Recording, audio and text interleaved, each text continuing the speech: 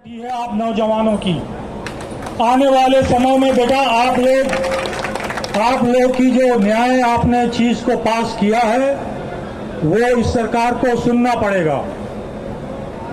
मैं चाहूंगा कल रोहित अपनी बात रखें और जो भी अभी उन्होंने बहुत ही बेहतरीन रखा है न्याय संसद, जहां तो भले आप लोग छोटी संख्या में हो लेकिन आज जो न्याय संसद उन नौजवानों की चल रही है जिनके ऊपर आने वाला भारत निर्भर करेगा, वो आप लोग की संसद भी यहाँ चल रही है। मैं चाहूंगा पूर्व सैनिक जो हमारे साथ बैठे हैं, नौजवान होने वाले सैनिक जो सामने बैठे हैं, वो मोदी के खिलाफ एक प्रस्ताव पारित करें और वो अविश्वास प्रस्ताव हम आज 26 जून 2024 को जंतर मंतर से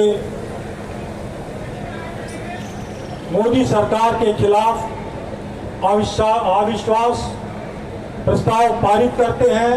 और मैं चाहूंगा हमारे दोनों साथी और पूर्व सैनिक अपने दोनों हाथ खड़ा करके इसको पास करें।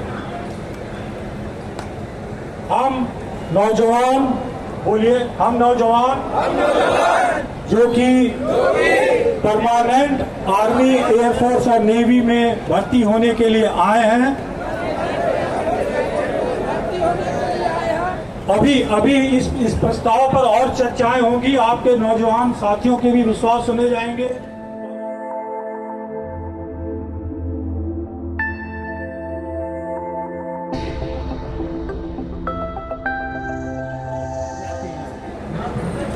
धैर्य रखो, हौसले बुलंद रखो और ये समझ के चलो जब आपके पास जो कांग्रेस जब आपके साथ खड़ी है, राहुल गांधी साथ खड़ा है, राहुल गांधी को बेटा कम मत आंकना।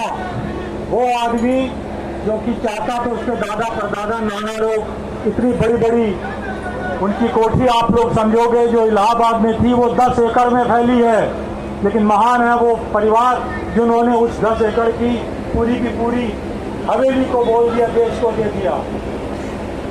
71 की लड़ाई हुई,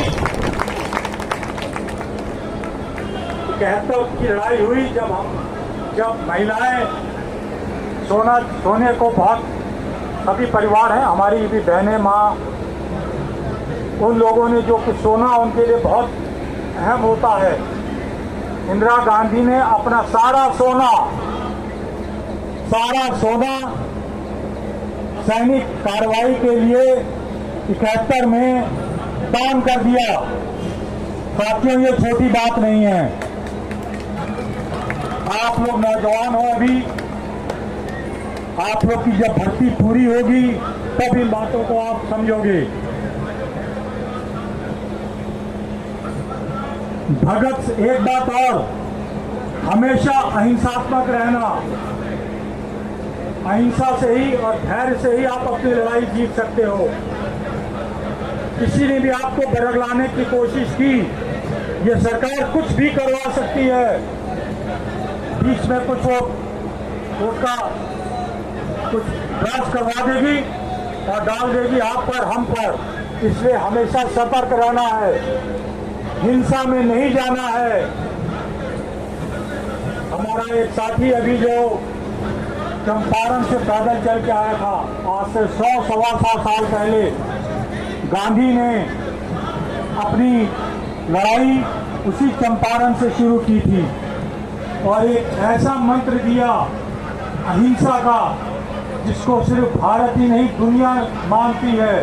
उसी तरीके से आप लोग अपना धैर्य मत खोना, अपने हौसले बुलंद रखना और साथ में इस सरकार को झुकना ही पड़ेगा। हमारे पिता के साथ सैकड़ों स्वतंत्रता सेनानी जेलों में बंद थे। वो लोग जब हम छोटे थे तो बताते थे कि कई बार आदमियों का हौसला कम हो जाता था, कई बार उनको इतनी यातनाएं दी जाती थी कि वो टूटने के कगार पे आ जाते थे। इसलिए अपना हौसला बनाए रहो और ये याद रखो, बरगलाने वाले बहुत हैं। ये जो बात करता है ना मोदी, जिस संगठन से आया है आरएसएस, वो आरएसएस अंग्रेजों का साथ देता था।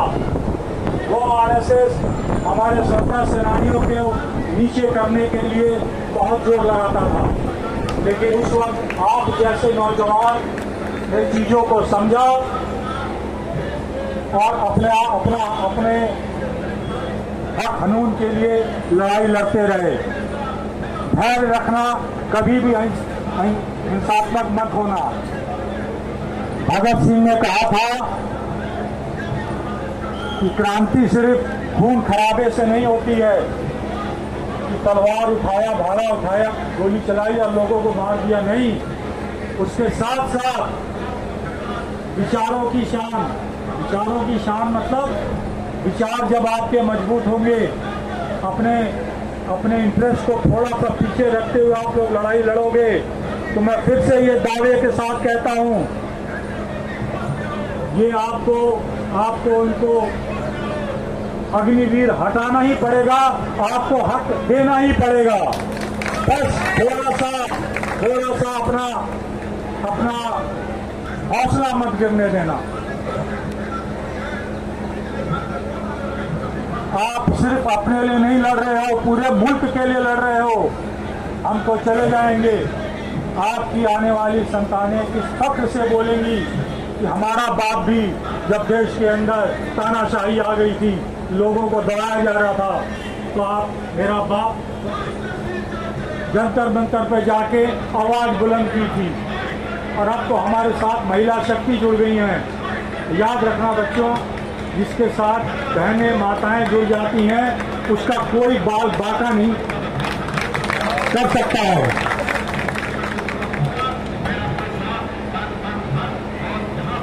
ये लोग लड़ रहे हैं, इस निकम्मी सरकार ने, इस तानाशाही सरकार ने, जो हमारे पिता तुल्य थे, गांधी और अंबेडकर की मूर्ति हटाई है।